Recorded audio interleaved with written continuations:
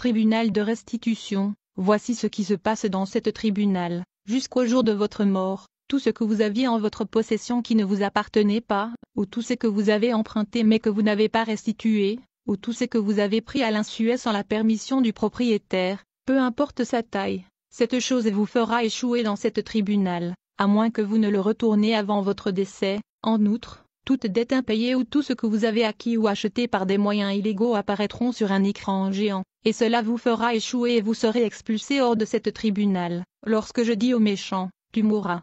S'il revient de son péché et pratique la droiture et la justice, s'il rend le gage, s'il restitue ce qu'il a ravi, s'il suit les préceptes qui donnent la vie, sans commettre l'iniquité, il vivra, il ne mourra pas.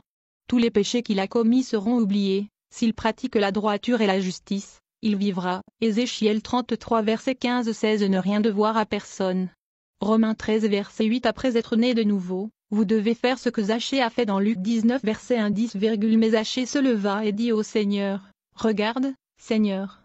Ici et maintenant, je donne la moitié de mes biens aux pauvres, et si j'ai escroqué quelqu'un en quoi que ce soit, je lui rendrai le quadruple. Jésus lui dit, aujourd'hui, le salut est venu dans cette maison, car cet homme aussi est fils d'Abraham, car le Fils de l'homme est venu chercher et sauver les perdus. Selon le verset 10, Jésus dit que le salut vient à vous après avoir restauré les choses qui ne t'appartiennent pas. Satan trompe les croyants en leur faisant croire que le baptême lave tous les péchés passés. Oui, il fait.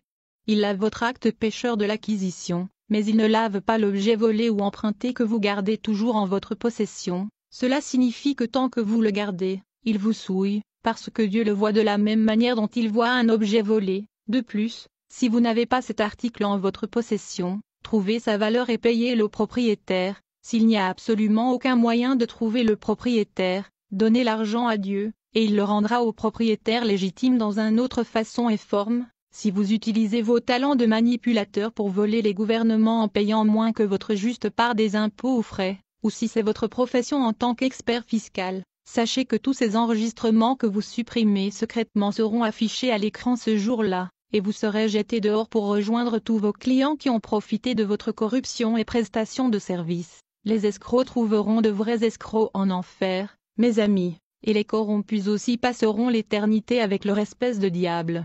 Il y a ceux qui tordent les lois matrimoniales pour acquérir une richesse supplémentaire de leur conjoint, et il y a ceux qui utilisent toutes sortes de moyens, de la charge des intérêts exorbitants sur les prêts pour tromper le système à leur avantage. Je te dis ceci, tous ces records vous attendent là-haut.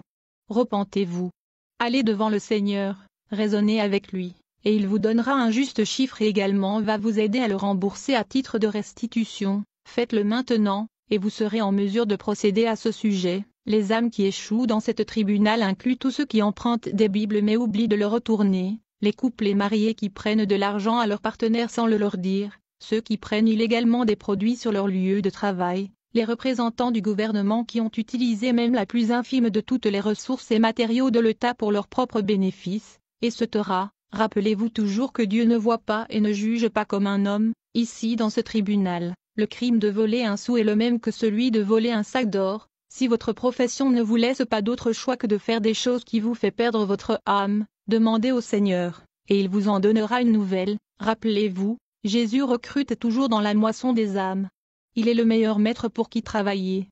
Si vous n'avez pas fini de payer la dot de la femme avec qui vous vivez, vous feriez mieux de chercher ses parents, vérifier combien vous leur devez et remboursez-le rapidement. Veuillez ne pas confondre les papiers matrimoniaux que vous avez signés avec la dot que l'Écriture demande. Bien-aimé, il est maintenant temps de crier à Dieu, et il est si désireux de vous aider. Souviens-toi et aide-toi aussi à parfaire ta restitution, parce qu'après votre mort et votre arrivée dans cette tribunal, il n'y a rien de tel que la pitié ou le pardon. Le paradis est pour ceux qui sont sans tache ni ride. Veuillez trouver et comprendre le sens de tâche et ride ici sur terre, parce que vous ne voulez pas le découvrir avec regret et choc dans cette tribunal. Puissions-nous tous nous humilier et profiter de cette grande miséricorde que le Seigneur a montrée dans ces derniers jours, afin que nous soyons jugés dignes d'entrer paradis. Amen.